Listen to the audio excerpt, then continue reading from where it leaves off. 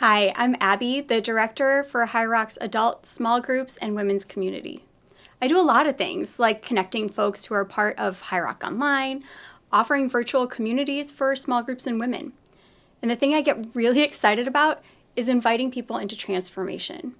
It's exciting because when I get to talk with people about transformation, they're hoping and praying that God will meet them in their questions, reveal new perspectives, and offer healing for the wounded places. Many of you have felt this seismic shift as things have been transforming these past 2 years. I think it's just safe to say that none of us are the same person we were 2 years ago. Some is because of our own personal transformation, and some is due to that rapid fire transformation of the communities and the world we belong to. You might be excited for transformation and might even pray for God to be at work in it and imagine it feeling like this. So it can be disorienting when it actually goes like this. Transformation can be intentional, but it can also be passive, something happening slowly over time. And realistically, it will be a combination of the two. Intentional personal transformation is usually limited to things we can control. Taking a daily walk, studying or reading, eating fruits and vegetables regularly to stay regular. These are all good pursuits, and sure, having a healthy, small habits can lead to spiritual formation. For example, when I drink more water, I'm less of a dehydrated grouch and therefore more connected to the people around me. When I do my physical therapy or take my prescriptions, they help me feel better, and it's great for mental health too. These everyday habits are good and important, and they can add up. But they aren't what I would talk about if you asked me how I've experienced transformation this past year. And honestly, if you were asking, I'm guessing that I drank water and I did PT probably wouldn't be the answer you were after. In full transparency, this season has been transformative mentally, emotionally, physically, spiritually, and relationally. No realm was left untouched. I'm not the same person I was in March 2019, and I'm actually really grateful for that. Prior to the pandemic, I was asking deeper questions about my faith and systemic injustice. Examining how I related to the external world prompted me to examine my internal world. Maybe that wasn't the way it should be either. Even before things closed down, I had resolved to seeing a therapist. It was becoming unsustainable to mask the roller coaster of anxiety, depression, and exhaustion. Sunday mornings, back when we were in person, were a game of chicken with panic attacks. And for many weeks, I would be managing one while simultaneously presiding over service, or even maybe serving communion. I had this weird sense of accomplishment at the end of the day. Whew, I did a great job hiding what was happening inside, and no one knew. I transformed into someone who is great at fulfilling roles, but ultimately disconnected from myself as a whole integrated person. Can you relate? Have you tried to cover what you were experiencing rather than let others in? Honestly, we don't do this just as individuals, but as groups, as institutions, even as a country. Ignoring the realities of loss and disappointments might be a temporary sidestep, but putting on rose-colored glasses and only addressing positive things will simply give us a flat, monotone perspective on life. So if avoidance is our learned response, how do we move towards engaging with the full palette of feelings and emotions we experience? Today, we are going to examine Psalm 38 and how it helps us understand that lamentation is necessary for transformation. I want to take a moment to acknowledge that this word, this practice, lament, can feel unfamiliar, uncomfortable, or even unnecessary for many of us. And honestly, it might not be what comes to mind when we think about transformation. However, it does seem to be a non-negotiable for healthy spirituality. It's everywhere in Scripture. But even if we're familiar with suffering, lament can still be foreign to us. When we stop short and only rejoice with those who rejoice, we stop short of wholly integrating God into our full selves. We're called to mourn with those who mourn, and by extension, to validate our own complex emotions, thoughts, and feelings. Sorry to be such a buzzkill on your Sunday fun day or whenever you're watching this service, but yeah, lament is hard. It requires energy, time, attention, and focus. But lament isn't sorrow and sadness for the sake of performing sadness. Lament honors the sorrows we experience. Lament gives us structure for expressing what we might otherwise put off, ignore, or deny because it's too heavy or too difficult to understand. Sorrow and lament are not only heavy, but they can be unpredictable. I don't know about you, but I will put an incredible amount of energy and effort into not ugly crying. Because once it gets started, there's absolutely no telling how long or how ugly and how stuffed up I'm going to get. So I'd rather just push it down like an overfull trash can than face it head on. And doing that means it will only spill over eventually on or at somebody who doesn't deserve it. There may have been times I've tripped over shoes and had just a bit of an unproportional response. Friends, can you imagine what else you could use your energy for instead of trying to keep all of the hurt hidden? What if we saw our own tears and the tears of others as holy instead of ugly? What if we honored them as a pouring out, a cleansing, rather than a sign of weakness? I have a lot to unlearn in this area, as my reflex is to avoid crying rather than embracing it as a spiritual practice. Harvard Medical School even published an article asking, "Is crying good for you?" They found that crying is an important safety valve, largely because keeping difficult feelings inside can be bad for our health. Less resilient immune system, cardiovascular disease, and hypertension, as well as mental health conditions including stress, anxiety, and depression. Emotional tears even play a role in stabilizing mood by containing endorphins, which act as natural painkillers. Perhaps we should start by owning that we are disconnected from expressing lament for ourselves and in solidarity with others, and it isn't allowing us to thrive. Consider this the disclaimer that lament isn't a one and done experience.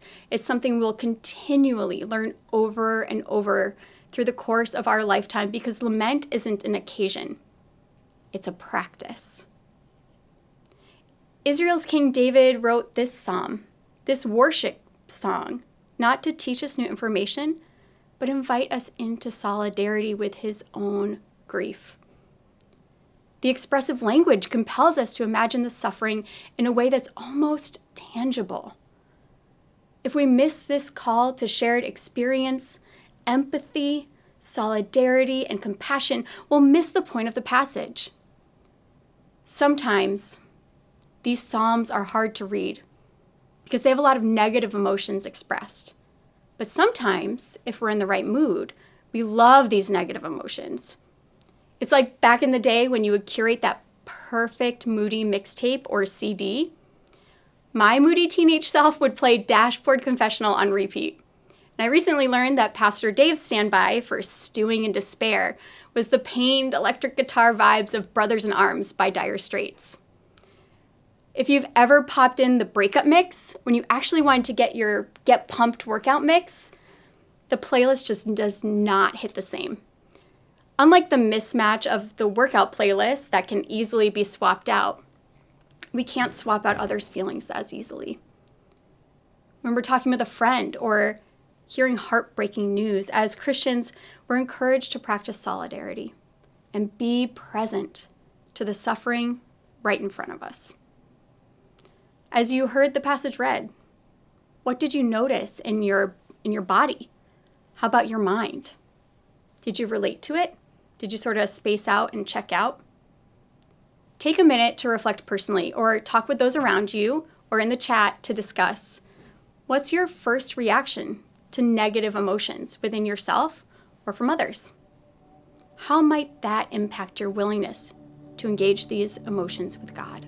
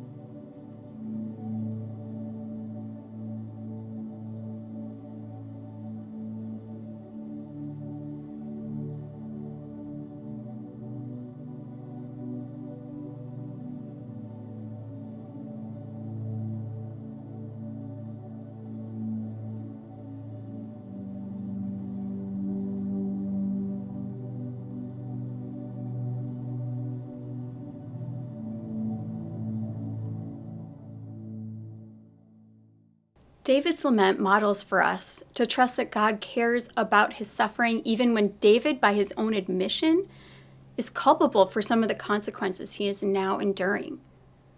If, as David claims, "O Lord, all my longing is known to you, my sighing isn't hidden from you," then what is the point of putting it all in writing? What's the point of lamenting in prayer? Maybe because lament and prayer are intimately connected. Prayer is simply what brings us to the awareness of God and to the heart of God. Lament, like all prayers, offers an anchor in God's truth instead of messages of shame, fear, and despair. But lament specifically is the kind of prayer we need when suffering, grief, and confusion become disorienting and overwhelming. David lays this all before God, knowing that what is hidden can't be put right. His trust in God leads him not only to express his anguish, but also to claim accountability for his own sins and foolishness.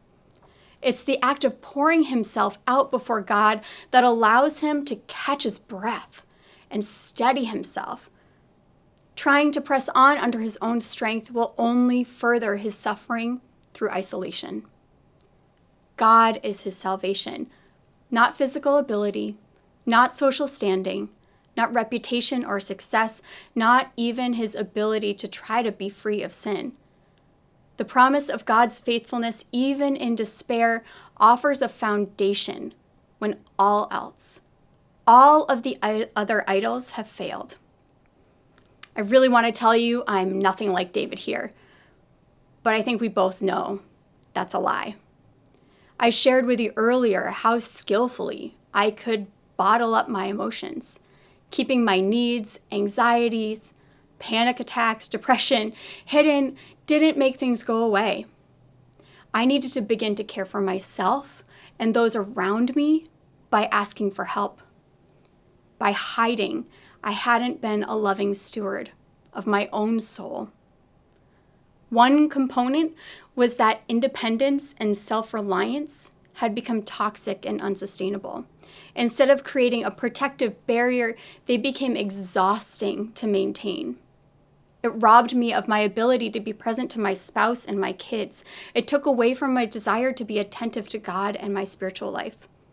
Lamenting opened me back up to receiving grace and gentleness for myself. I sought out ways to honor my limits and set boundaries so that I could be more present at home. Lament offered an opportunity for understanding the impact in seeking forgiveness from my husband, Scott. Acknowledging impact, even though it wasn't intentional, fostered a greater connection where we both felt seen and understood. We could be a team, discerning a way forward for my very burnt out self. How about you? Are you exhausted from trying to evade accountability or evade being fully seen? Perhaps by keeping up appearances or trying to fit in with everyone, trying not to bother anyone by having inconvenient emotions, or being considered problematic when you're just trying to be present.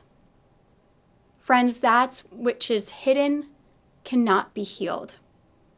Can you trust the light of Christ to foster hope, healing, and reconciliation? In admitting your weakness, finding strength. In your sorrow, finding solidarity. In your isolation, finding companionship.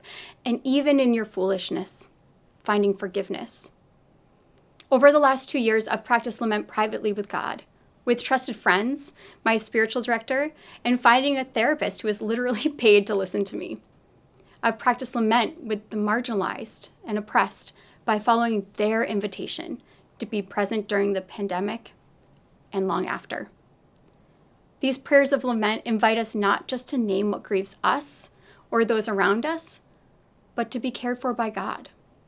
To know that Jesus, the man of sorrows, is with us in solidarity. Jesus wept, and Jesus can be trusted to weep with us. If we want to grow in being like Jesus, we are called to become well acquainted with grief, just as he is. Church, what causes you sorrow? What grieves you that isn't the way it should be? If you can't name it, can you feel it as a knot in your stomach or tension in your shoulders or in your jaw? What are the things in your own life and in the world that are not the way they should be? Enduring mistreatment or abuse. This is not the way it should be. Let's bring it to God and lament. The loss of a loved one, whether it's to death or dementia or a relationship broken by pride, that's not the way it should be. Let's bring it to God and lament. Being left out because you're different, that's not the way it should be. The brokenness caused by racism, misogyny, ableism, homophobia, and so much else that feels out of control. Let's bring it all to God and lament.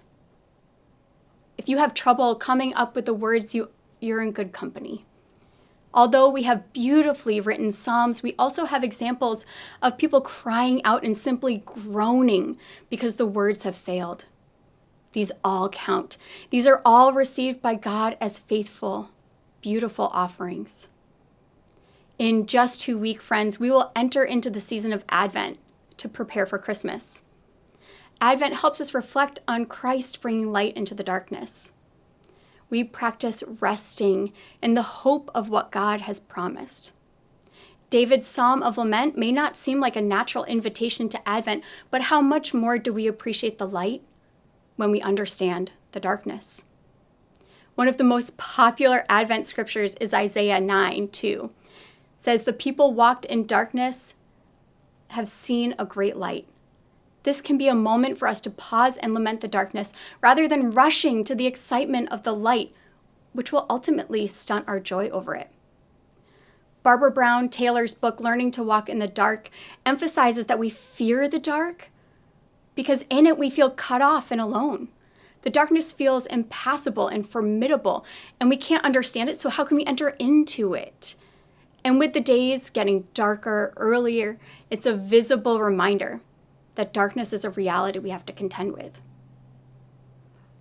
The Creator is not just in the light, but in the darkness too.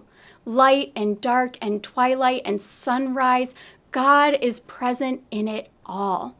Literally, as we watch the patterns of the sun rising and setting, and also metaphorically as we experience these same patterns in our life. In Christ, we are never alone in the dark. The Creator is Lord over it too. So when we enter into lament, we enter into the unknown with a God who is fully aware and fully present with us. When we enter into the laments together as a community, we make visible to others that they are not alone in their suffering and sorrows. Sharing in communal lament is vital for the health of the church and for our own spiritual formation. It brings us outside of our own world and into empathy, compassion, and concern for the well-being of all. Lamenting communally will engage our humility to listen and hold back the impulse to fix. It engages our patience as we can't rush or hurry along a community or individual based on what we think their lament should look like. When we grow weary of a loved one's or a community's expression or need for lament, we need to pause and examine our own discomfort rather than wishing that they would just get over it already. One of the best examples I've read about practicing solidarity was in my daughter's book called The Rabbit Listened. Friends, do not underestimate the brilliance of kids' books. There's a young child named Taylor who builds an impressive block tower that suddenly collapses. And next, a parade of well-meaning animals visit Taylor to offer their help. There's a chatty chicken and a let's roar about it bear, the pretend it didn't happen ostrich, and the knock someone else's down snake. But they all leave when Taylor doesn't want to engage the way they want him to, until the rabbit enters. The rabbit draws near and allows Taylor to set the pace of the conversation. The rabbit listens attentively to the full range of Taylor's feeling without judgment or pressure. The rabbit was fully invested in Taylor, not the state of the block tower. But this is more than a children's story because it illustrates the same lesson we learned from the book of Job. In his moment of anguish, the best thing his friends did for him was to sit in grief with him. They lamented together. This is what the love of God looks like when someone's in pain.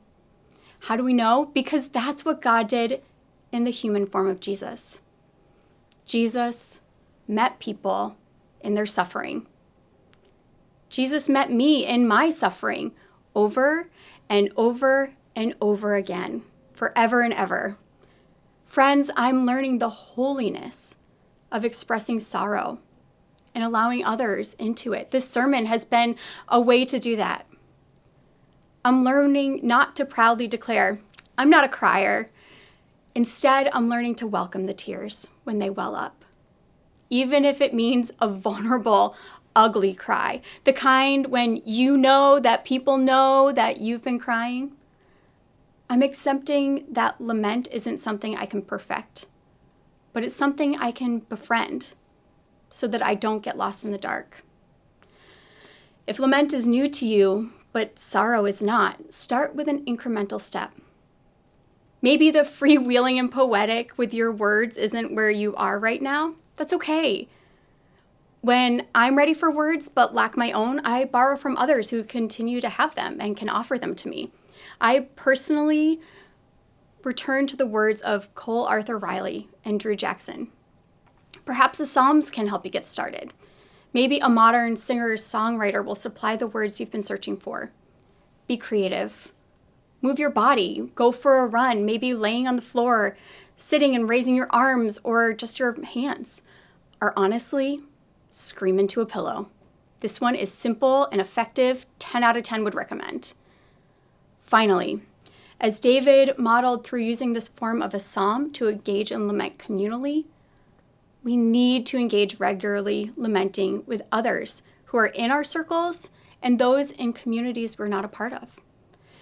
It might take getting used to, but imagine with me a community that becomes capable of carrying each other's burdens together. You can begin by talking with a trusted friend or creating intentional space in your small group for a time of lament.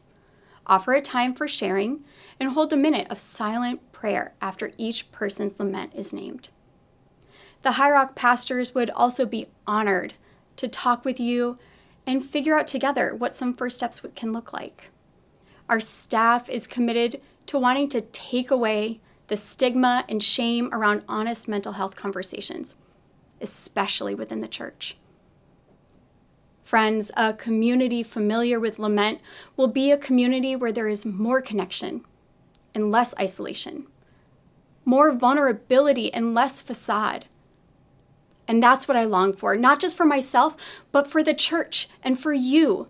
We can learn and stumble along together. When your light gets dim, I'll offer mine. Will you do the same for me? Can we together Let go of pretenses and learn to walk in the dark.